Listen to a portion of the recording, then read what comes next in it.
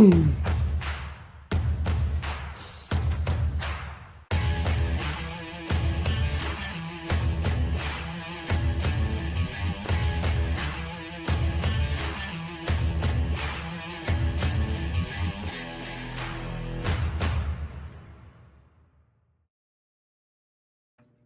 guys, welcome back. Episode 15 of Fast Motor Podcast. I'm Elijah, my dad, Randy. Back to our recent regularly scheduled guest series here. I'm starting off with some weekly racing stuff. I will start off kind of as we do, local Meridian Speedway. It's both kind of like the home track for us. Basic main highlight there is the NSX new 360 Sprint Car Series got started there. They had 4 cars out. I hear there's some more being built. So look forward to seeing that series grow. Another fun option for some wing sprint car guys to get out there. Rob Grice got that win. So kind of cool series starting there. Excited to see how it goes. I get to watch it Memorial Day. I will be there for that show. So I'm excited to go. That'll be my first race of the year shooting pictures and video. So I'm excited for that. So that'll be a fun one. I look forward to that. And we'll keep it on the wing sprint car theme. World of Outlaws, probably one of the most popular wins for a while in the World of Outlaws. Casey Kane, first career win as an outlaw in the Macri car out at Williams Grove. So that was super cool to see him get that one. Super cool to see how pumped the crew was there. So that was cool. Then night number 2 there, David Gravel, returned to victory lane. It's hard to go too many outlaw shows without him winning. Then over high limit stuff at Kokomo, the Brian Clausen Hero Classic.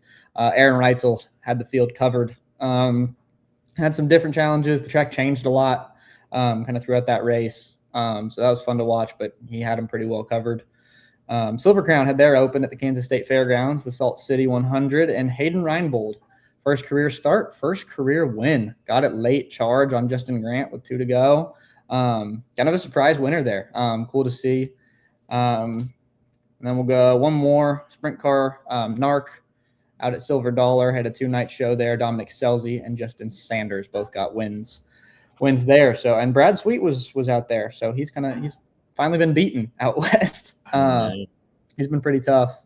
But yeah, 2 of the West Coast staples got wins there this weekend.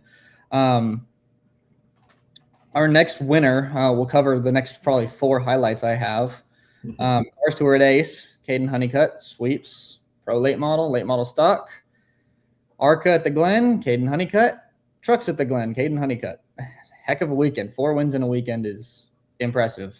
Like, no matter what you're doing. And then 4 different race cars. I mean, that's wild. I was surprised to see him pull it off. And he was exhausted when he got out of the car out of the late model stock on the last one, and rightfully so. I mean, those are some tough tracks, especially at Ace. A lot of braking, and Watkins Glen being a road course. Some tough tracks to do in 2 days. 4 races in 2 days at those 2.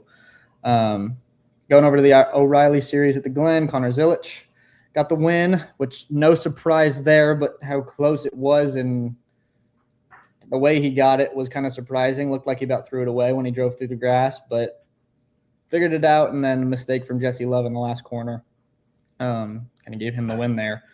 Cup at the Glen, SVG dominated. Looked like there might have been some challenge, and then it was like his crew chief said, okay, go ahead, and he whooped him. And then he was 26 seconds, I think, back with 18 to go and got the lead with like 8 to go or 7 to go or something. Like, wildly dominant on a road course. And then IndyCar was at the IMS road course. I didn't get to watch that one, but Christian Lundgaard picked up the win there. So that's kind of what I had for top stories. Before we get our guests in here, Dad, anything you wanted to add to all that? No, I think with Honeycutt, a short track driver getting his first win at the Glen is pretty cool. No matter what. What many don't realize is when you drop down into that carousel out of the bus stop, that is a hard, long right-hander. And, we've all developed a lot of neck muscles to go around left. But when you're going around right, it's that is at the end of that game, you're hurting. So him running 2 back-to-back races, the headrests are much different today, where your head, you're locked into, kind of a cocoon. But there is demand when you talk about the road course. That is a fast road course. You knew SVG is going to be good at very traditional road courses, but that place is, you break and then carry so much speed. You through the S's. You carry tremendous speed. I mean, if you watched any of the highlights, where he really gained was through that bus stop. He just flies through there. So did Zilich. That's both of them found a lot of speed there. Where they not necessarily found speed. I remember Ron Fellows was so good there, and I followed him because I wanted to see where he was at, where I was lacking. And it was just this much everywhere. Like, they're just so smooth and go. So cool to see Caden win that. Zilich put on quite a race there to catch Love in the Xfinity. And then, just a lot of racing right now, which is great. And a lot of good racing. Like, it just feels like racing's really healthy as far as at least the national series right now. So it's fun to be part of. Yeah, I can kind of transition into, before I'll intro our guest before we get them in here, another very healthy racing series, which I know sometimes the car counts are a little inconsistent, but one of the most entertaining racing to watch in the country is the street stocks out at Nashville. So our guest today is Ayden and Dillon Oliver. So I met Dillon first, just shooting and doing pictures. It was when I first met Cole. He asked if and we kind of first got that connection, and I sent him pictures. He asked me if I had any pictures of his teammate that weekend, because they were both driving the Stamper-built cars. And so kind of built that connection, and just to kind of develop a friendship, and just somebody go and hang out with every time I'm out at the races. And then getting to watch his son, Ayden, start to race through the Legends. And very recently, first career street stock win at Nashville in their opener this year. So super excited to talk to them a little bit about all that transition and their stories. And so without wasting any more time, I'll get them in here. Dillon, Ayden, thanks for coming on, guys. Thank you. Thanks for having us. So I'll kind of open the floor for y'all. Dillon, if you want to start just talking about your start in racing and how far you kind of went. And you got some pretty high levels. I started at about 9 years old racing flat karts on dirt. Did that for 2 years. Went to mini cups, which was like a scaled, almost like a go-kart, but had a full roll cage, four-wheel suspension, a body, almost like a Bandolero, but looked a little bit more like the cup cars back then. Did that for 2 years. Went to Legends cars in 03. 04 ran Legends cars, ran 51 races in 2004 and won 38 of them, and won the national championship. So from there, we went on to late models and ran local Beach Bend here in Bowling Green. Finished second to the all-time great at Beach Bend was Bo Miller back in the day. Went to ASA and dabbled in ASA a little bit, 06, 07. That was right about the time bump stops came out. We really had no idea. We're rolling around on a 300-pound front springs, and everybody else is running 125s with bump stops. So we'd qualify 20th or so out of a 30-car field, and I think in 8 races that year I had 6 hard charger awards. We ran in the top 5. My tires just lasted longer than theirs did because they obviously didn't have the bump stops all the way figured out yet. Decided to come home, do our homework, ran at the fairgrounds in 08. Kind of figured out the coil binding stuff, bump stop stuff a little bit then. Finished second in points that year. Missed a race and finished second in points. Won a few of them. 09 went back ASA racing. Won several races in the ASA Challenge Series back then. We almost won Rockingham, almost won Milwaukee. Led laps at both places, ran in the top 3. Won Memphis, won at Iowa, won at Nashville Fairgrounds at the Bobby Hamilton Memorial Race. Went to Pensacola for the Snowflake the first time and qualified 3rd, I think, and was running second behind Kyle Busch when pit stops happened, and I didn't have a pit crew. So we restarted like 26th and drove back to like 8th, I think, with 40 to go. So 2000 that year in 09, we won a bunch of races and turned some heads. I got some phone calls, went and sat down with Billy Ballou. They wanted me to drive a truck for them, but when I went to meet with them, they kind of like the same deal with Lee Pullum. When I heard him tell his story, it was the same scenario. They called me, wanted me to drive for them, but when he slid that portfolio across the desk and I opened to the first page and they wanted 2.5 million or 150,000 per race, I closed it back and slid it to him and told him thanks for his time. I didn't have that kind of money. So I ended up, I had a sponsor that sponsored me in ASA, took me, and we ran a handful of truck races. It kind of got my name out there a little bit. I was doing work in North Carolina at that time. I had moved there when I was 17, and I was doing setup stuff and crush panels and things like that for the lower budget truck teams. The guys who were just doing starting parks, trying to make their payroll. And a lot of them weren't making races.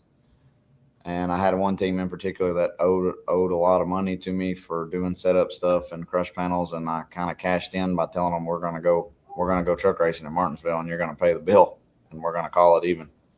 And, at that time, I made their first race in 2 years. They had never made a race before. So that turned some heads, and I got to do, not that I was a racer, I am a racer, and I want to race, but that was my opportunity, to turn some heads. And I got calls from Derek Cope and a few of the other teams that they paid me to come and start and park for them. So I made a decent living doing that in 2010. Had some fun, got to drive at some places that a lot of people will never get to. Right.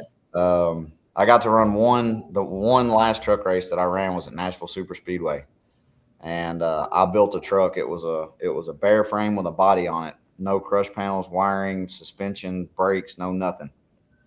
Two friends of mine and we built that truck in 6 days, race ready, and took it to Nashville Super Speedway and made the race, qualified 21st, had to start in the back because I had an oil leak after qualifying. Drove up to like 14th and again, didn't really have a pit crew before the race. When I didn't know if I was going to make the race. So we had 3 or 4 sleepless nights in 5 or 6 days, so there was anything was liable to fall off of it at that point. But we had I went around and found some people because I'd been around the truck series for a couple of years and knew several people. And I was like, hey, I need somebody to pit this truck. So I just picked and chose several people and got them to go over the wall. Carl Long hauled the truck to the track for me, and he had fire suits and stuff in there and pit equipment. So I just had Joe Blows going over the wall pitting for me. And when we come in for our first pit stop, I remember, I'll never forget, I had driven to 15th, was behind 14th or 15th, and was behind Austin Dillon under green flag pit stops. And I was coming in to take 2 tires, and he smoked the left front pulling on the pit road. And I'm thinking, he's supposed to be a professional. What an idiot, Well, then I smoked the left front pulling on pit road too. So I had to call over the radio, tell him I needed to take 4. Well, Austin Dillon passed me back. Then when they finally got the left side of the truck down, he passed me back again on the racetrack. And when I blended up, he was behind me. I lost 2 laps in the pits. I think we ended up somewhere around 20th or 21st, but I passed Mario Gosselin, who was running 10th. Coming to the checkered, but I was 3 laps down. So I think we ended up 20th or 21st, and that was my last truck adventure. The next year, the phones rang. They rang for 3 or 4 months, but that was when they changed from anybody and everybody. All the teams had a seat that was about my size just sitting on the shelf at the shop. And they had changed the rule to that SFI deal where you had to have an SFI seat that was $5,000, $6,000, $7,000, $8,000. And all the money that I was making, doing the truck starting parks helped fund our ASA deal and helped me live. And I didn't buy a seat like I should have. So looking back, I wish I would have done that, because after 3 or 4 months, the first question they would ask was whether or not I had a seat. And when I said no, that was the end of the phone call. So that kind of ended. Dabbled in late models, here and there, driving for different people. I won the All-American 400 Pro race for my first time driving for a guy out of Illinois. It was the first time I ever drove for him. Eddie Hoffman had driven for him at Grundy County. T1 race cars up there in Illinois. We won the All-American 400 Pro Race in 10. Drove for other people 11, 12, 13, 14, 15. We bought another car. I built it, won the All-American 400 for the second time in the pro race in 2016, and then built a couple cars for another guy, sold all of our stuff, all of our racing stuff, and that was going to be a really good relationship with a guy named Jacob Edmondson from Green Valley Lawn and Landscape. I built him a Port City car, and we got to run it twice. We were finished second to Casey Roderick at the fairgrounds in the first race and got junked at Bristol. Second race on the car, and that thing was fast. A year later, we built another one, and I finished second, third, I think, the first two races, and then the third race of the year at the fairgrounds, I made the pass for the win and got junked there too. After that, I had two little girls in 2016, 2017. My son was already racing go-karts, and he was about 7, then 8, been running for a couple years. And I decided that I was going to be done driving. From there, I didn't drive again. Maybe I dabbled here or there, a couple other people. And then I knew Rick Stamper. He used to build my dad's race cars when he raced back in the 90s. And we have an automotive repair shop, Champs Auto Care. And Rick, actually, he's the Warren County plumbing inspector and builds race cars on the side. And I work on all the state vehicles. And he was in and out of the shop pretty often and just mentioned to me one day, I wonder if I had ever thought about driving a street stock. I'm like, hell, if it's got a V8 in it and it's rear wheel drive, sign me up. So we started messing with these things about 2023, I think. Run a couple races, and then we decided to build a car, and it's all over. It's all history from there. We won an All-American 400 street stock race. We won several other races at the fairgrounds. We've traveled to Winchester. We ran at Salem. Tons of fun. I really enjoy these cars because you can cut it up and weld it back together to make your speed. You don't have to buy speed. Yeah. That's what I enjoy because I've worked on and set up my own cars since I was 15. Yeah. So I really enjoy it. If I don't like it, I don't like the way it's driving. If it's made out of metal, I can cut it apart and weld it back together.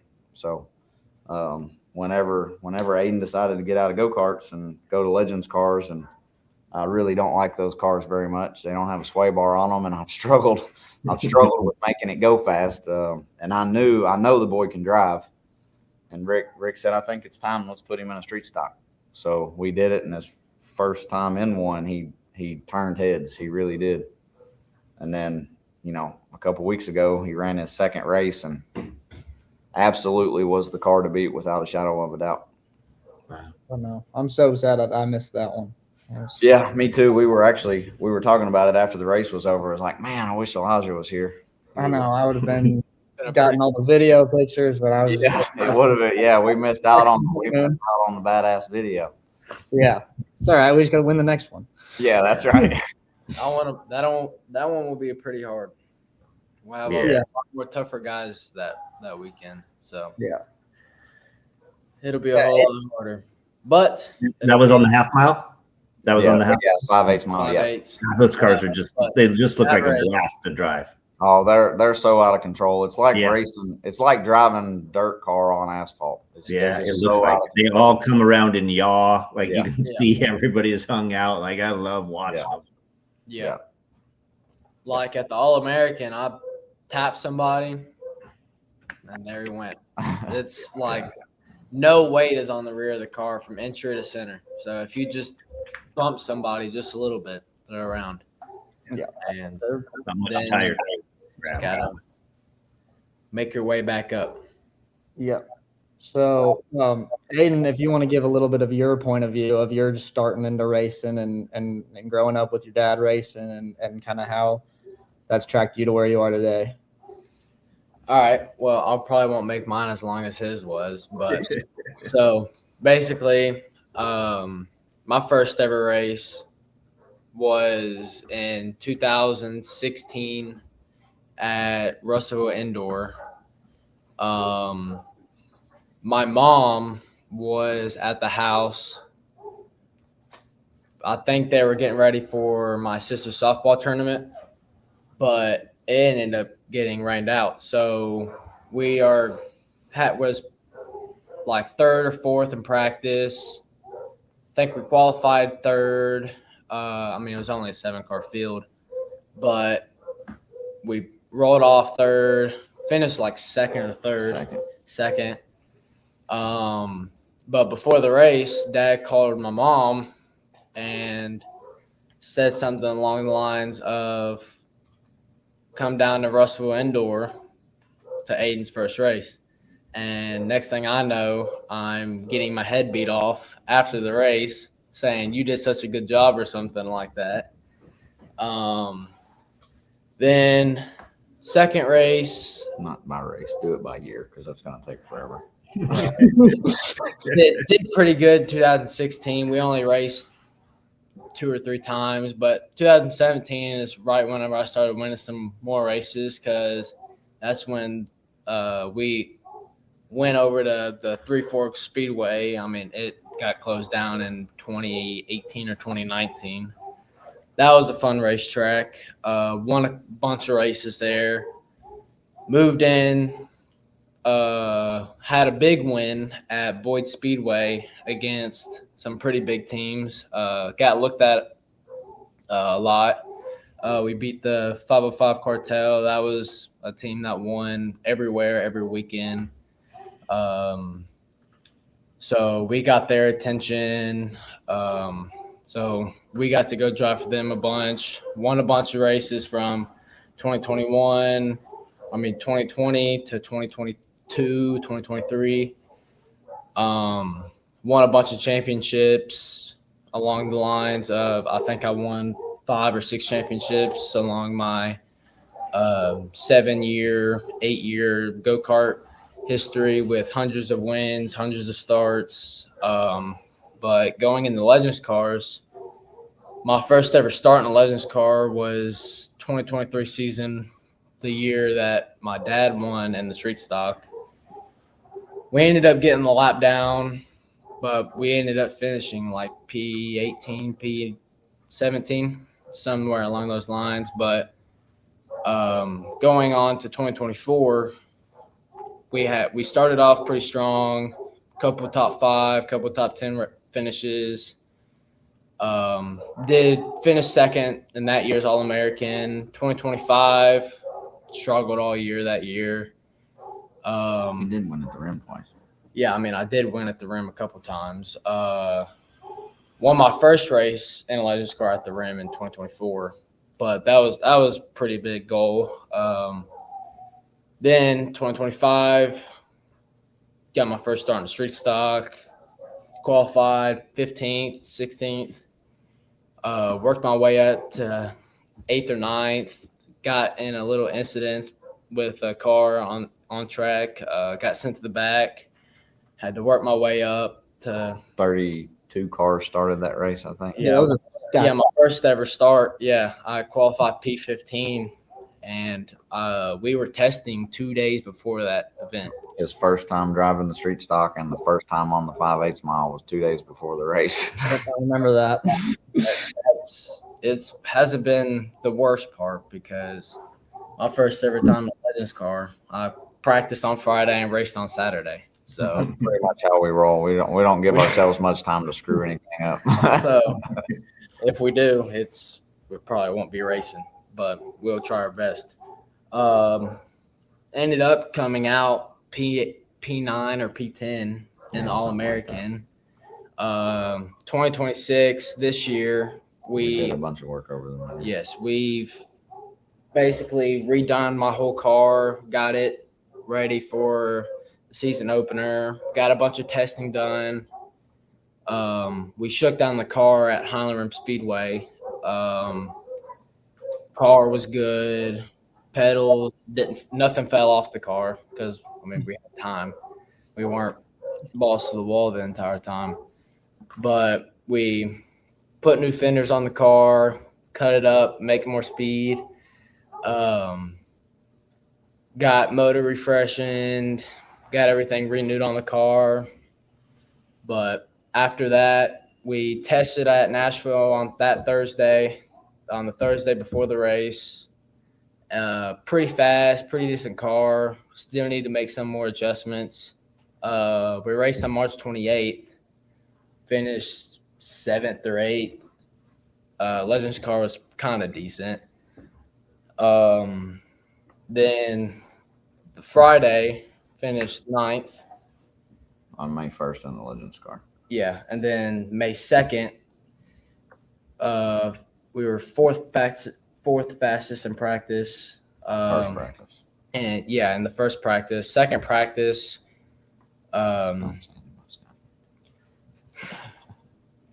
but we popped off a pretty fast lap. Then qualifying comes around, missed pole, kind of hoping I didn't really get pole that much. But qualified P3, rolled off P4 on the restart. Had a pretty good restart. Rolled off about lap 8. We passed Sam McCord. Me and Michael worked our way up to get to Blaine. Michael and Blaine kind of got into it, getting into one. Missed that wreck, and from there on, I was Sunday cruise. Rest of the race. Yeah, it looked like you were checked out. So yeah, and then it started raining on us about lap 20. So then he comes on the radio whenever he came on the radio. It was like, keep the car straight while it's raining. I was under the canopy in the spotter stand. Yeah, when he come off before, it would get all it would step out on him and drive it off the corner, and I'm like, you got a straightaway lead. Keep the car straight. You got to save the tires. I went on the radio, and he's like, it's raining. I had no idea it was raining. It was daytime, so you couldn't see it in the light. Yeah. But once he looked back at my in-car camera, I'm like, okay, well, I see now why. Yeah, it was very hard to see out the windshield of my car, but it was a whole lot of fun. I wish we could have finished that last lap and a half, but it would have been pretty cool to go across the line on the green. But I mean, I'll take a win. Win's a win. Hey, win's a win. Nothing to argue about that. But it was a very fun weekend. Yeah. I'm so bummed I missed it, but I'll be at the next one. So yeah, I got you next one. Yeah, for sure. So Dillon, are you running it all this year, or are you? Yeah, we're going to. They had a bunch of rule changes over the winter. Some engine rule changes and some body rule changes, and we found out after the last race. We led every race last year, and I couldn't keep the right rear tire on it. I mean, I would come off the track after a 35 lap race, and it was like you took a cheese grater to it. And I had always done my stringing the right side and all that. And you could check the toe on the housing, and toe was straight. But after that last race, I was so far gone at the 400 last year and on cruise control, lifting 2 car lengths after the flag stand, just floating in, good straight runs off, not spinning any tires. We had a bunch of restarts, and every restart that went by, I couldn't get in the corner, and it would get worse and worse. I just had no side bite. And after the race, I just looked at the back tires. I couldn't do anything with Brett the last couple restarts. And so I kind of just moved out of the way and so Michael could go try to race for the win. And at that point, since I knew I couldn't win the race, I just wanted to try to secure the championship. So just kind of rode, but after the race, looked at the rear tires, and they were keeled. And that Sunday, I got out here and went to work, and just I got to figure this out because this is terrible. I mean, it looks like I'm out front just driving the tires off the car with not a care in the world, and I'm not. I've run 100-lap races my whole life or longer, and I can't keep a set of rear tires on this thing for 35 laps. And found out that the housing was bent pretty severe, and we had it straightened over the winter of the year before, and it was straightened out past where it was bent. So the tube was actually an S. When you would roll the housing, you could actually visually watch the hub move. So as the car is moving, the suspension's traveling, that the tires were moving in and out on it. Wow. So we had to order a housing for it. And I'm not going to badmouth anybody, but a 1 month, it's supposed to take us 1 month to get a housing, and it took 3.5. So at that point, it's already time. I got to get him to the racetrack. We got to start testing. I got to finish his car up. So our car kind of went to the back burner. I have no heads, I have no front fenders, and I have no housing. As soon as I get my junk put back together, we'll come back to the racetrack, but probably not going to be by the 28th. Hopefully, he'll come back to the All-American and try to race me for the win. We'll be back before that. You'll have your old Ayden Oliver. Now, have you two raced against each other? So the only race we ran against each other was the 400 last year. Okay. And he was too scared to race me. That's why he backed off. You couldn't even get to me. Well, Papa was in my ear telling me to. Yeah. Whatever. You can ask him. All right. So the age-old question, everybody wants to know: father-son duo, All-American 400, coming off of 4. You're on each other's. In each scenario, you're on each other's inside. Are you shoving them wide? Yep. I'm feeding him in that right rear. I'm going all the way into his car, like Brett said. Yeah, we'll see. Remember who built your car. I don't really doubt that he would do it. Yeah, well, I won't wreck him. I just use me up. I got you. Yeah. All what goes around comes around. Yeah. That's the way it used to work. It doesn't seem like it works that much anymore. Car ride home will be terrible. Yeah, you will walk home. I'll give you a ride. All right, I'll ride home with you. So I mean, talking a little bit about that, like the father-son. I mean, obviously, you guys have only ran together once. And my life and my job is baseball, and I know there always comes a time with the kids that I work with, and even like I know, like when I was playing, like there comes a time where you're not going to listen to dad as much anymore. How has that relationship been? Like with working on the cars and getting each other better? Like, you got father-son, and you're also kind of crew chief driver a little bit. So what's that kind of like? From my point of view, my dad always said I had trouble listening to him. When I was racing growing up, there was a guy named Doug Froge that was from Bowling Green. That he was in a wheelchair. He was paraplegic. He got hurt in a car accident when he was like 20. And when I was 15, he was in his 50s. And he was like another dad to me. So my dad would just not even try. He would Doug just tell him what he needs to do. So Doug was my mentor then. I feel like Ayden listens to me really well.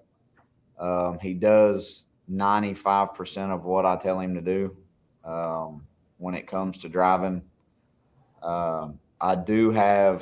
We have some guys in our corner, Thomas Pinnell and Michael Pinnell. They've both been super successful on the quarter miles and Highland Rim and Nashville's quarter mile over years past. And we're really, like family. And if I can't get through to Ayden, Thomas can. And Thomas uses me the same way with his son, Michael. Because they are so much alike, they butt heads like nobody's business. So sometimes whatever is trying to be gotten through Michael's head, he tries to have me do the same thing. So, I know the father-son relationship, is tough usually. I feel like he knows and understands that I was pretty successful for what I've always had to work with. We had good equipment and we worked really hard. We didn't always have the best equipment. But I'm a firm believer in working hard and trying to make everything. You can't work too hard on a race car. If there's 8 hours in the day that you've got to try to make that car faster, you need to find another hour. Yeah. I feel and I believe that he listens to what I have to tell him. when I feel like he's better than me when he puts that helmet on, because I let my temper get the best of me sometimes.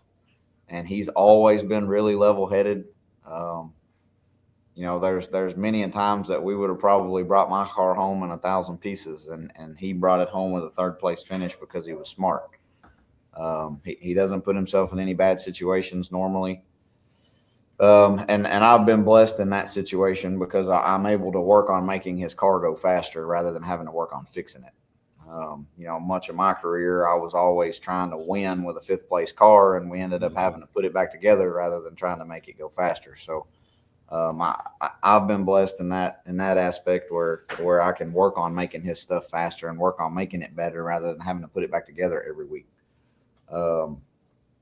As far as racing together goes, as like on the track, I was good All-American. Like, I was good the whole time. No stress. I knew that I had his car as good as I felt like I could get it with, the little amount of experience he had. He was comfortable. It was under him. It wasn't out of control. But I was always there when he went to strap in. Before practice, I was there, and then I would get in mine and go. Qualifying, I was there, and then I would get in mine and go. For the race, my starter went out before when we were getting ready to take off to go line up.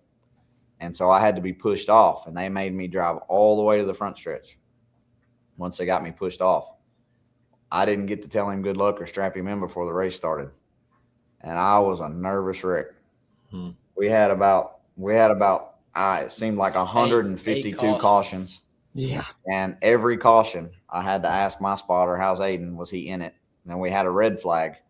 First question I would ask, how's Ayden? Was he in it? So it was super stressful in that aspect. I was much happier being in the spotter stand watching him race 2 weeks ago or a week ago, whenever it was. But, I think that the next time around when we run together, it'll be different because he's got a hot rod now. He don't have a 7th or 8th place car. He's got a car capable of winning. I know that I'll have one capable of winning. So it's going to be a lot of fun. Yeah, it's going to be fun to watch, that's for sure, especially adding another fast car to the mix.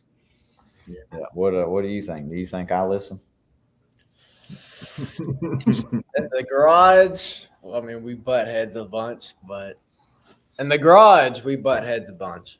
But at the racetrack, it's very rare occurrence, me and him arguing, because normally I know what he has accomplished over his years of racing.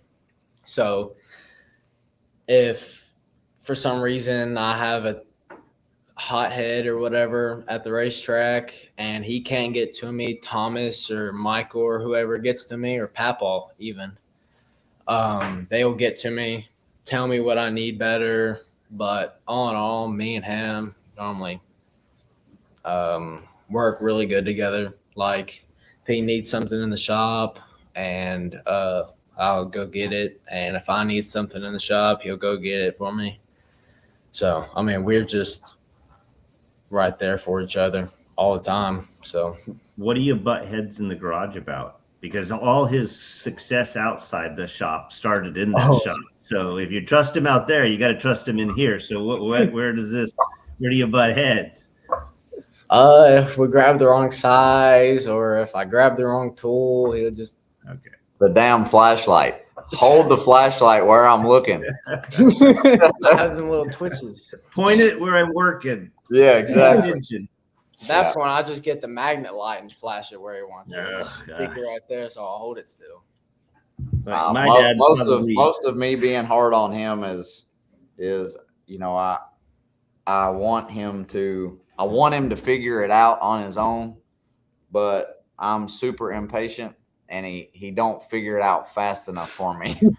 So a lot of times, if I've got a list, I'll have a list of stuff for him to do when he comes home from school, gets out of football practice or whatever. Hey, you got this list. I want this done before I get home. You can, whatever you got to do, make it happen. Then I'm not there chomping on his ear, telling him to hurry up. You're taking too long. You don't do it like this. You do it like this, because that's how my dad did me. My dad worked all the time, to be able to make money so that I could race. So it was up to me to get the race car ready. So I had to figure it out on my own. Figuring it out on your own teaches you more than just stuff about race cars. It teaches you how to get through life. You know, if you're not a problem solver, you're going to struggle. Yeah. So, you know, I want him to be able to do that. And I like to give him tasks that he don't have to be in a rush to make happen. That way he can figure it out on his own. And I feel like if I'm here, he relies on me a lot more than when I'm not. You know, when I'm not here, he figures it out. When I'm here, if he's tried it once or twice and it don't work, hey, how do you do this? And I'm good with him asking that. But I like for him to figure stuff out on his own. Yeah, my dad's probably the most. He is just easygoing, good, but man, I don't know how many times I was yelled at for not holding the flashlight in the right area. Like, I mean, you know, it's Elijah's grandpa, and I always said if Elijah was going to race, I wanted him to race for my dad because, you know, my dad spent probably more times fixing everything that I screwed up in the garage, working on the cars. You know, he was the good fabricator. I was just a disaster for the most part. I mean, we prepped my cars and did all the work and, you know, all of that. But, you know, he was the craftsman, so to speak. We were the same. I grew up building our cars. You know, I think my first midget, this was in the early 80s, was built in like 1957 because it's what we could afford. It had a bolt-on cage. I mean, it was like antiquated. It weighed 1,241 pounds, and I think the cars I drove weighed 800. Yeah. And if I could get in the lead, they couldn't really knock me out of the way. So I had to on my way to the lead. It beat the tar out of me. But so I remember those times in the garage all too well. Yeah, the garage makes you grow up. Yeah, it does. Yeah. I get to do that from behind a lens now a little bit, but yeah, I didn't get the garage. Ours was in the batting cage, and you were, I think, smart enough to go, hey, I didn't really play baseball, so I'm not going to try and tell you how to do anything. So I don't think we really ever butted heads too much, but it was different. That's the stuff though that, like, as a race fan, because I grew up a race fan. I didn't grow up a racer. I grew up a race fan. Hearing the work that goes on behind the scenes, like, that's the stuff that I love. So hearing you guys talk about, you know, what your discussions are like and how you're working on making the car faster. There was a story at Dillon that you've told me once that I kind of wanted you to tell on here about, I think it was your snowflake car that you had to rebuild in like, so it was like a really quick turnaround where you were spending like sleepless nights in the shop all over. Yeah. So I had an opportunity to run the snowflake. It would have been my second time running it. I guess it was probably,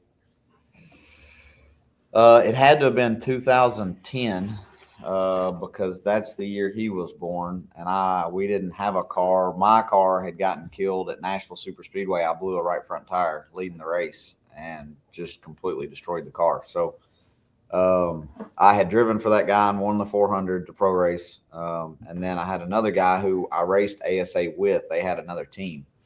And his son and nephew had driven for him. A guy out of Alabama. And he called me up and he wanted me to build him a car. And so I'm like, all right, yeah, I'll build you a car, whatever, no big deal. So he goes and he brings everything up to me, and he was going to pay me to build it. A pro car, pro late model. And he brings everything to me about 3 weeks before the snowflake. And I'm not thinking anything. I'm building this car for next year. And when he comes up to drop it off, he's like, hey, you know, I don't know what you think about it, but if you can get this thing built and take it to the snowflake, he said, I'll pay for the trip. And I'm like, gosh, I got plenty of time. It's a bare frame. Let's make it happen. So I didn't get all new parts. I got 3 big totes of other race cars that had gotten wrecked. It was all their parts. So I built this car. It was like, I think I ended up I was working at Aluminum Racing Products in Ridgetop back then. So I'd work all day and then work all night and then work all day there and then come home and work all night to build that car. And we we were putting stickers on it in the tech line. But we got there. I think we qualified either second or third. Kyle Busch and Joanna Long. I think we were third because I think Kyle Busch and Joanna Long out-qualified us. But was running third and rear end broke on about lap 40.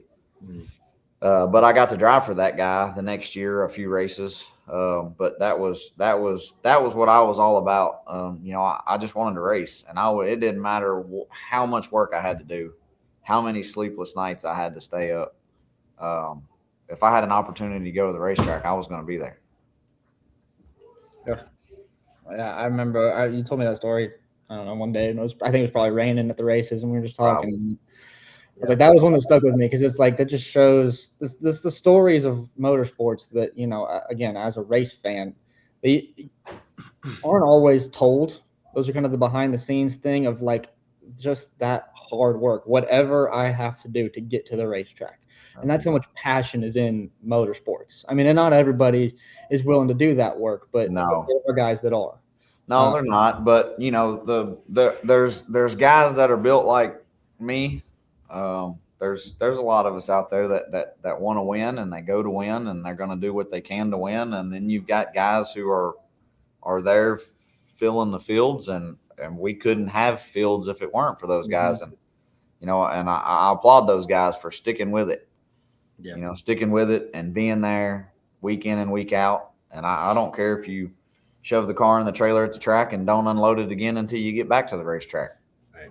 Without those guys, we don't have fields of race cars. Yeah. But myself, I want to win. I'm going to put in the work. I want to be there, and I'm going to do whatever I can to get there. But I'm also not going to go if I don't feel like I have a chance to win. I'm not going to go half-cocked. I'll show up without practice and qualify and make it in the race if I need an extra hour to get the car done in the shop, because the races are won right here. Yeah. They're not won at the racetrack. Yeah. So, and it's probably where the sport's just, so different from many. Like you grew up with a dad who raced. You did your own work in the garage. You learned how to fabricate. You learned how to build. You learned how to do the setup. And now we have, a generation, and I'm not going to knock them either because they don't know any different. They grew up wanting, because the guys like you, they've seen, make it, and they want to be race car drivers. And they didn't grow up in a racing family, but they want to be race car drivers. And the only way to do it is kind of pay their way. And it's the only way they know it. It's not how I grew up. And what Elijah talks about, what I miss is I miss, racing next to a guy that knows how hard you work on your stuff. That's the thing that's different, is there's a level of respect when you're, on a creeper underneath the car or on a setup plate and or you're grinding it out, putting a body on late at night. I mean, I remember my first truck race in Phoenix. I think we worked, 3 or 4 nights, 24 hours a day. Like we were just beat. Yeah. And because it was all we could do to get, the truck built in North Carolina to get out to Phoenix. And, gosh, you kind of build a bond with those guys that you're grinding away through all those hours. And, now those kids strap into some of those cars and they have no idea. And again, we need them for the sport because it's part of it. But I liked racing next to a guy that understood what it took. And there was just a different level of respect. Yeah, 100%. And that's there's been several famous interviews that I've had that's been on different platforms that come around every year. But that's why I quit with the late model stuff. I there's so many, and I don't put him in that aspect with them because they come to the track with a bag. They get in $100,000 race car. They don't give a shit if that car's tore up or if they tear anybody else's car up because they're probably going to hop on a plane and go get in another one for somebody else tomorrow. Yeah. That's what's wrong with a lot of racing. I'm not just going to say pro late models. But you don't have that in these cars. Don't. These are your blue collar racers. Chucky Barnes is probably one of the best, aside from Brett Hudson, that has driven one of these cars, and he runs his shop during the day, and he works on his race cars at night. He's no different than me. Brett Hudson works during the day at their machine shop, works on his race cars at night. They don't have full-time guys. My only full-time guy is my son, and that's when he gets out of school. This is where he comes. I wish there was a way to make this I don't want to ruin it, but to make it more national. Like there's so many street stock classes with so many different rules everywhere. I wish there was some, at least like the IMCA modifieds when they came out, or Legends came out. Legends are probably healthy because they've maintained pretty close to that, pretty strict rule path. But, I love how these cars look, for one. I mean, most, like going out to Nashville, like I told Elijah, I'm like, just love the look of them. I love how the drivers have to race them and drive them. And there's, a little bit of tire conservation and not overheating. When I grew up, you had to watch your right rear. You had to watch the heat in the tires. And now the tires are so good on so much stuff. You can just go drive as hard as you can. You don't have to conserve. It's not that way with these Comanches, I promise. It doesn't look that way, man. Yeah, I said from somebody who, I grew up watching a lot of dirt stuff and pavement stuff too. Dirt stuff is way more fun to take pictures of because every lap the car is going to be doing something different. Yeah. Whereas if I go shoot a pro late model, it's like I've taken a picture of it. That's the picture. Like that's the picture for the next 200 laps. Yeah, those cars, it's like, oh, they got a little too far. Oh, driver had to make a little adjustment, and the drivers actually have to drive them. They're so much fun to watch, and they put on great races. And there's a healthy number of them in this area that are competitive. Yeah. Well, I thought it was going to be a good deal a couple years ago. They tried to do this rules alliance between Anderson, Salem, and Nashville. But, Salem, it's a wild place to race. Cool atmosphere, the whole nine with the Halloween 200 and the firecracker. But they don't have any tech up there. The bodies have gotten way out of hand. They weren't following the whole aspect because they haven't had tech for so long that their cars have gotten out of hand. And when they tried to get in with the Rules Alliance, they wasn't going to have any cars. So that kind of ex-nayed that. So your handful of 10 or 12 cars that are now racing up there, or it used to be 20 or so, that's the only place they can take their cars to run. They can't come and race with us because ours is a true street stock. If it's got leaf springs, it had to be a leaf spring car from the factory. It can't have a Caprice clip or Impala clip with leaf springs on the back. They didn't make those.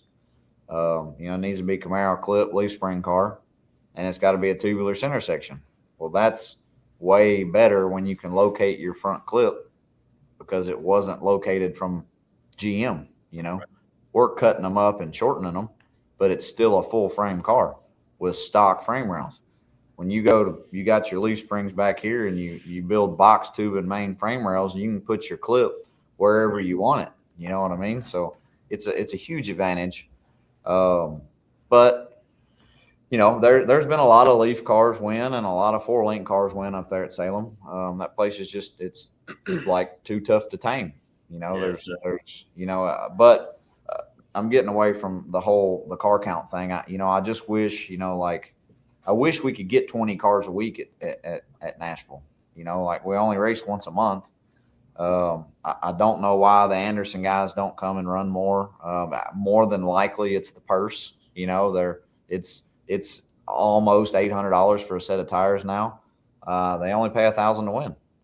So, you can't, you're never going to have cars if you can't allocate that money in some way, shape, or form. And especially, I wouldn't say the economy's in shambles, but it's not doing super good. Money's tight for everybody. You're not spending as much doing this as as you would have 10 years ago because, your interest rates are up, your car payments are higher, freaking gas is $5 a gallon, So It's $7 a gallon. over there where you're at? Yeah. Wow. Yeah, no, Oh wow. it's what is it? It's 478. 449 I think here for 87, and it's 549 for diesel. Yeah. Just So, but it's just it's unfortunate, super unfortunate, and the sponsors. I don't know that the sponsors are out there like they used to be. There's not. You don't have your big branding. I used to have a sponsor that sponsored me when I ran at Nashville. He's even sponsored me a couple times in the street stock, but he has a big company in Nashville. He works the bus garage and all that, and he would sponsor you. It was a tax write-off, but he would give tickets away to his employees so they could take their families to the racetrack. And he wanted his name to be on cars that were running up front so they could, they're representing his company. But it started dwindling off, and they all wanted football tickets. Mm-hmm. So he's allocated his racing fund toward passes for the Titan Stadium. So now he hands it, so then that sponsor went away from racing. Yeah. And there's more and more of that going around, but we don't do it to make money, but it doesn't make sense to know you got to buy $800 set of tires and you're racing for $1,000 to win. Yeah. We none of us own Fortune 500 companies. Our dads didn't invent the hearing aid. We're blue collar and probably gonna, if we get tore up this week, probably gonna eat ramen for the next week or two. Yeah. So, it's just it's one of those things. It's a passion. It's something we all want to do, and we're not doing it again to make money, but you have to make sense of it. Yeah. And it's tough. Well, and I think that's the sport continues to evolve, right? And I think track promoters have to become track promoters again, and not just promoting the show, but helping find ways that people can utilize their sponsors better, because, all right, so you want to go to, the football game, but what can you do? Those grandstands are not packed except for, when the Cars Tour race was there. So give every team a couple passes. I mean, it was the worst thing that ever happened, that I didn't like when I was in the truck series was when we're in town, give me some passes. I mean, we were putting 80,000 people in the grandstands at Texas by ourselves, which, is more than a cup race now, but still it was only half full. So give me some tickets to give away. Like let's bring somebody to the sport that's not there and help these teams, do it in a way, or put on I don't know. There's just things to do that you can help access the sponsors to make it worthwhile. My probably the most return that a sponsor ever got for me was a mortuary. Bill Brewer, Chapel of the Chime, sponsored me. And he came out to every race and he got to know all the people on the racetrack. Well, if somebody dies in your family, where are they going to go? They're going to go with the guy they know. Yeah. And so everybody went to Chapel of Chimes because Bill was a friend of everybody. He became a friend. It was a whole new segment of people. And, people were just thought it was morbid that I had a mortuary on my car, but it was relationship, and he built those relationships with those people. And I think it was probably the biggest return of investment ever for what he did. But, there's ways to do things that, tracks need to help. I don't know that everybody thinks marketing, you're in, auto repair or whatever, there's marketing people out there. Let's think about what we can do to help these teams or these drivers, or to help better access, at least take advantage of their sponsors, or not take advantage, but take advantage of the situation, help promote them. And, that's a lot what Elijah and I talk about is, the sport's changed. How can people help?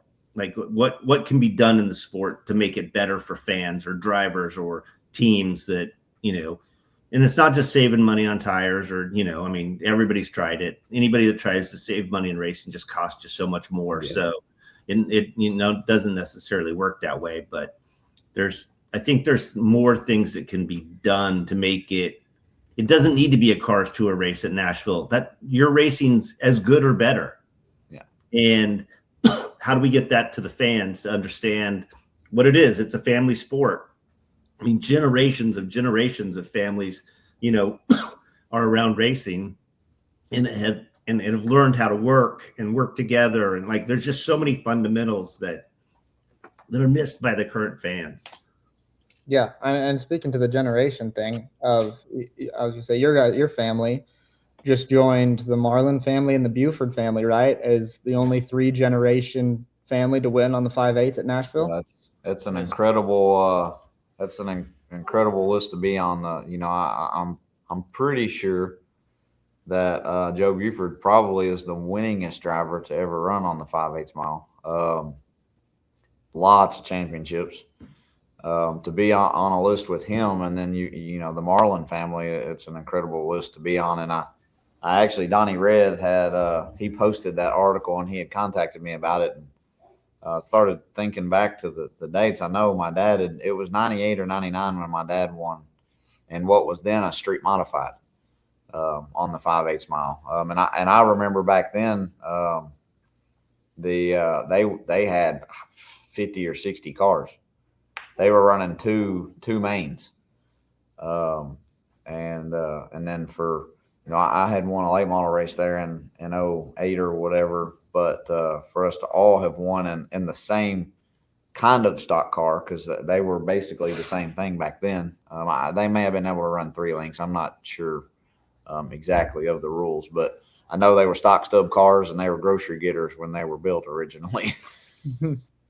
That's pretty cool. Like, and again, going out into my dad's point of like the tracks and how do we promote that to get more fans connected to drivers and these stories? Because I mean, like people love that. People watch movies about that kind of stuff, and getting those fans interested, which then gets sponsors interested because hey, there's a bunch of people at the racetrack, and that's a bunch of business. So hey, I'm going to come and spend some more money to be around there, and like the cycle can help itself. But how do we ignite that change is the $1 million question that I think every promoter is asking themselves. So. So yeah, I mean, there's a million things we could get into. I know we don't like to go too terribly long here. And this last part will take double the time. I got a little rapid fire questions that we ask everybody. So they're for both of you guys before we get out of here, before we start wrapping up. So I'll do those before we kind of wrap up. First one, favorite track. Go ahead. I mean, I haven't run at many different tracks. I mean, we're going to be running at IRP this year, so maybe that track, but all in all, Nashville. For me, probably the most fun I had in a seat was Darlington in a truck. That place was wild. I didn't get to run many laps. A place that I've been around a lot would have to be the fairgrounds. It's home. I love that place. Multi-group racetrack. I would have to say the most fun I had in a seat was Darlington for the few laps that I got to run, but my all-time favorite that I would drive anything that I could take around it would have to be the fairgrounds. Before I move on, running IRP this year? Yep. What are we running? Street stocks. Street stocks are running IRP? Yep. July 11th. July 11th. I think it's July 11th. Yeah. It's so for whatever reason, and here's another bad call. You got the HR. It used to be CRA, but it's now the HRA series. They put out their schedule and happened to make the IRP race the same day as Nashville's quarter-mile street stock race. So one or the other isn't going to have very many cars. Yeah. So, but we're going to ORP. We'll probably take both cars up there. I know Pinnell's going to probably run the quarter-mile race. Okay. But we'll be going to ORP. I want to go there. I love that place in a late model. Again, it's a multi-group racetrack, progressively banked. I want an ASA race there. But I want him to be able to experience a venue like that, because I don't know that I'll be able to take him to the next level to where he could run places like that. And it's an opportunity for him to be able to go do that, and something he'll probably always remember. So I don't care if he's leading the points. We're probably going to ORP. Sweet. That'll be fun. Most memorable race that you've watched? Mine, I've watched. I mean, it was 2016. There's two of them. It was 2016, the All American he won. That was the first All American I was able to remember anything. I mean, my first ever one that he won was in 2010. You were like 7 months old. Yeah, I was 7 months old. He won that one, but 2016, I still remember it to this day. Then if I was not in the car, then I'd have to say 2023 when Dad won the All American again in the street stock. Pretty cool to see him win in the pro and the street stock. For me, he's won so many go-kart races.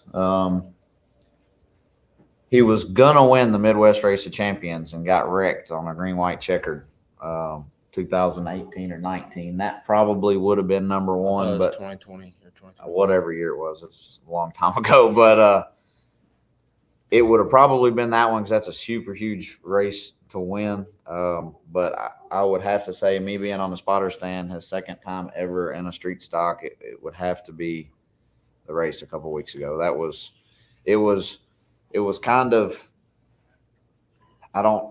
he's heard me when he said something about wishing he could have crossed under the start finish line under green.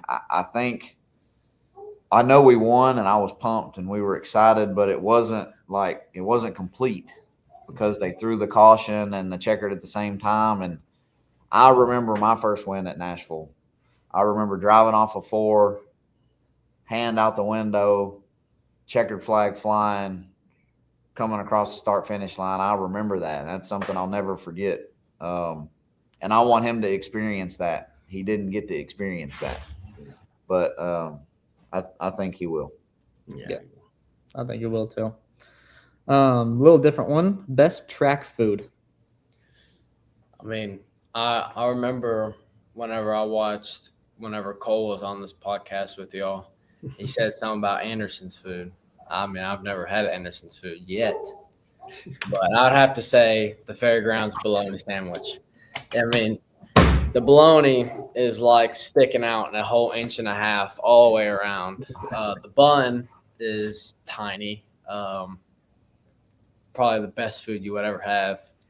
It's probably like $10-11, but it's the best $10 or $11 you would ever have at the fairgrounds. I mean, it'll fill you up for the rest of the day. For me, trying to think. There's a go-kart track, Dogwood. Oh, Their cheeseburgers, so good. and they were really good price too. I've done forgot about Dogwood Speedway in Georgia. They had the best track food. Yes. All right. What was it? Beaver Creek also had really good nachos and stuff there too. Hot dogs. I remember that. Favorite current series to watch? For me, I mean, I've watched my race replay like 20, 30 times already. So, I mean, one is probably the Street Stock Series, but the most entertaining is the ASA stuff. I mean, I watched the super late models, the Cars Tour, Z-Max, and all that stuff. You watch a lot of Formula One. Oh, yeah. And I watch a lot of Formula One. I watch the IMSA series, the World Endurance stuff, Le Mans, Daytona. I watch all that stuff. I'm all into it. Who's your driver in Formula One? Do what? Who's your driver in Formula One? He's got a man crush on Max Verstappen. Just because he's my favorite driver, don't mean all right. But yeah, Max Verstappen, and then for the IMSA series, it has to be Kevin Estra and the number 6 Porsche for for the GTP series. For me, my favorite series, I really like watching dirt racing. The the I don't even know, is it the Lucas Oil, the Fleet models. yeah, they're when we're out in the shop, that's what I would like to have on. If it's national level, like NASCAR wise, I couldn't care less about the Busch Series or the Cup Series. I like watching the truck races. It's always been my favorite because they are hammered down when they drop the green flag, and those guys have something to prove. Yeah. So there's a lot of good racing. It's fun to have variety. I like watching a little bit of everything. Multi-groove racetrack, bottom, middle, and top. And the track changes too. So Meaning behind your car numbers. Well, I tried to get him to pick his own number, but he wanted to run 33, which I'm good with. I was little, so I mean, he gave me, so we were at my BB and Papa's house and we were downstairs. He was on his computer. He had like 4 or 5 different numbers to pick out from that he thought looked good, that he thought I would like. He had the number 3 for Dale, 33, and I think he had 43, and I've forgot what the other 2 numbers were, but my last 2 choices were the number 3 and 33, and I've watched him forever now, so I've always thought 33 always looked good on a race car, so that's where that number was. The reason I picked 33, I mean, obviously I grew up, Dale Earnhardt fan, big time. My grandpa used to own a race car that someone else drove, and its number was 13. My dad, when he drove, was number 23. So it just seemed fit for me to pick number 33. So I guess that's that. And I think in all the years I raced, I've probably, up until the last couple, probably in the first 15 or 20 years I raced, I probably only ever raced against another 33 car 2 or 3 times. It's just not a common number. There'll be 35 number 2 cars on the racetrack. Yeah. Or, you know what I mean? So like, there just never really ever was very many number 33s. And Dale was always the man, and you can't forget about Harry Gant, but, that's why I picked 33. Cool. Racing hero growing up. I think we answered the one. If we're not including Dad, then I would have to say my idol growing up was Kyle Busch. I've had Kyle Busch flags and all that crap in my room. But the second one was whenever Dad would always show me Dale Earnhardt videos and all that stuff. So it was pretty cool. And it had to have been Earnhardt for me. I liked his driving style. Just kind of, I never tried to intimidate, but I don't take no crap either. You get 1 or 2 shots and I'm getting rid of you. So I always liked Earnhardt. Huge fan. I know all the stories, and I think Elijah and I might have talked about it, but when I lived in North Carolina, when I ran ASA back in 07 and then again in 09, the guy that did my tires, his dad owned the land, the farm across the street from DEI. Mm-hmm. And so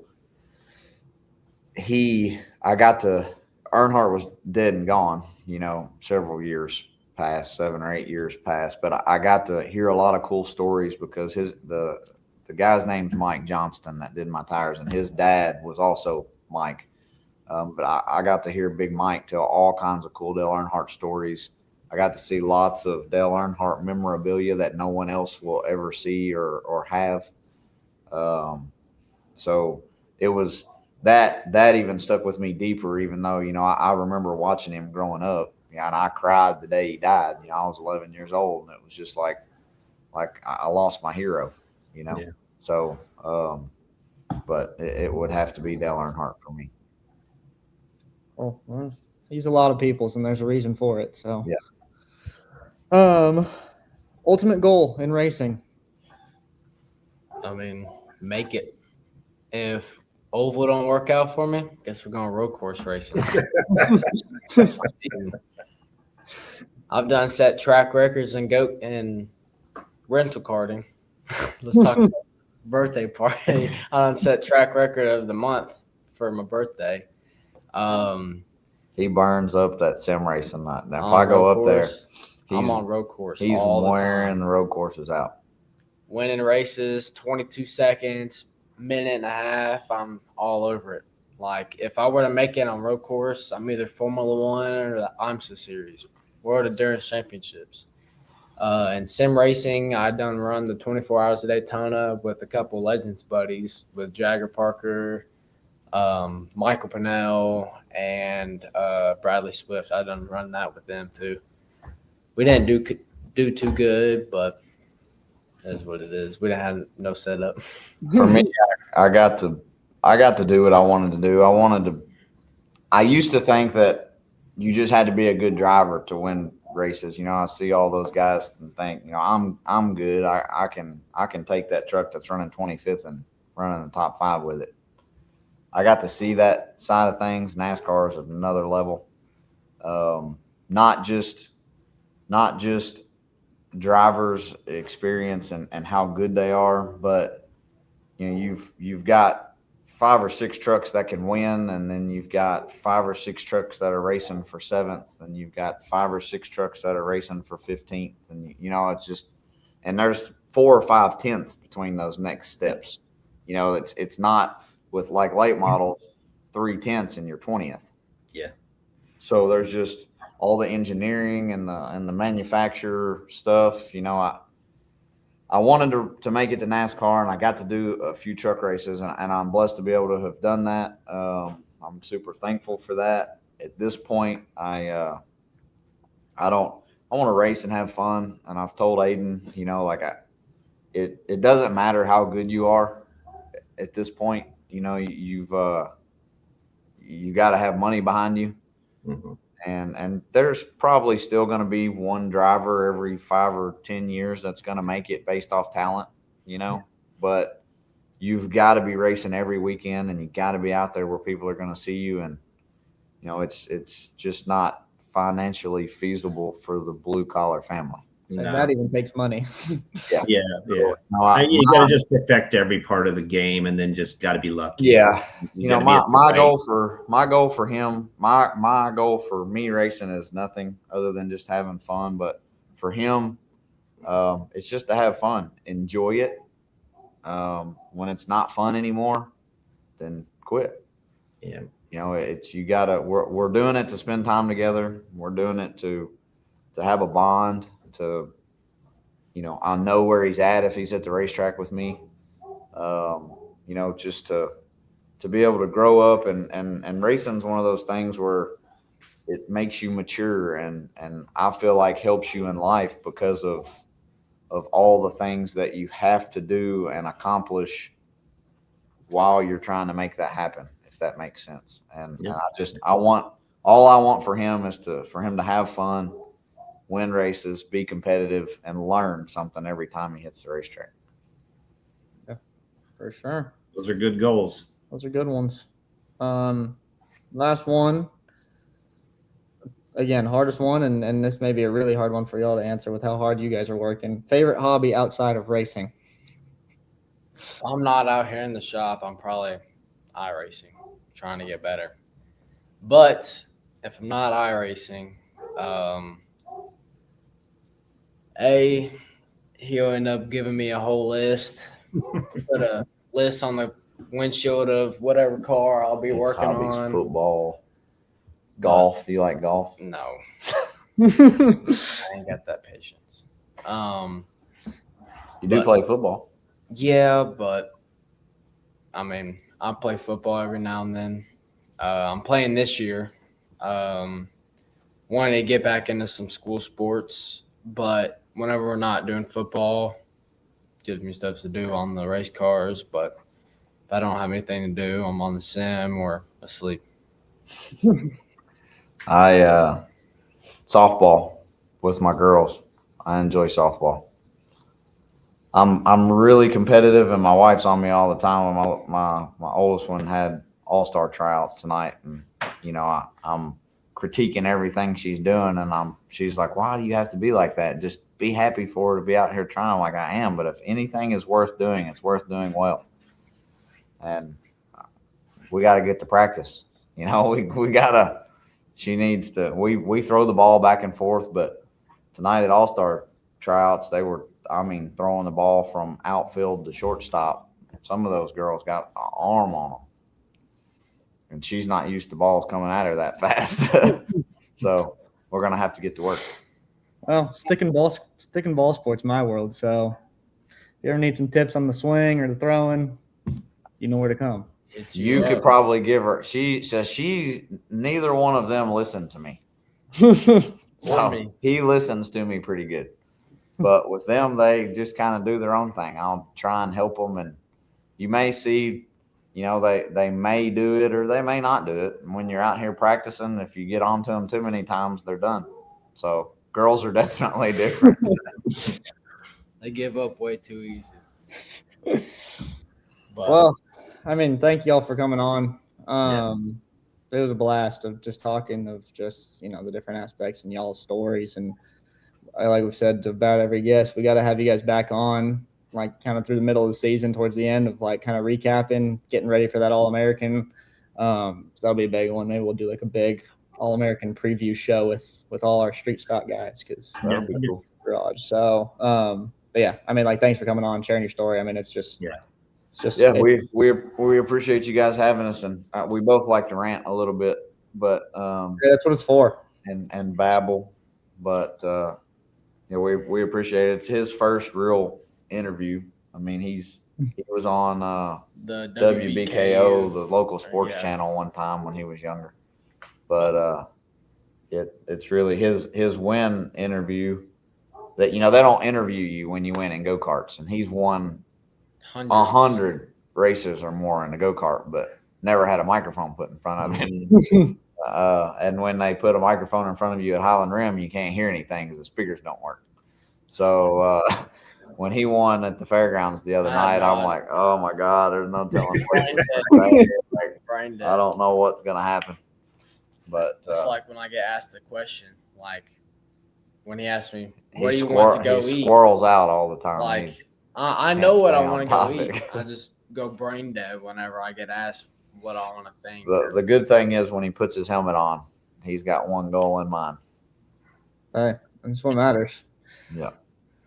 So yeah, again, thanks for coming on, telling the stories. Like, it was awesome, and we got to have you back. And I can't wait to see you guys back at the track. I'll be out there for Battle of Broadway. So cool. Yeah, I better see you. I will be there. I'll be there. We're in our same normal parking spot. As always. I know where to find you guys. It's always easy. A good deal. It's nice to meet you, Randy. Nice meeting you guys. Yeah, nice to meet you. Loved it. All right.